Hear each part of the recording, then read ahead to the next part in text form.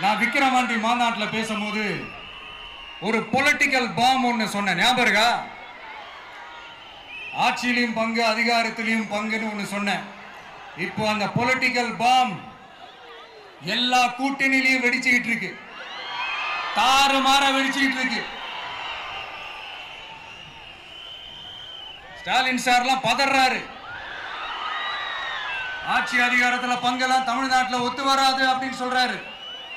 அவங்கள பொறுத்த வரைக்கும் ஜெயிக்கிறதுக்காக மட்டும்தான் கூட்டணி, மற்ற எல்லாத்துக்குமே அவங்க தனி அணி, அவங்க மட்டுமே ஒரே அணி.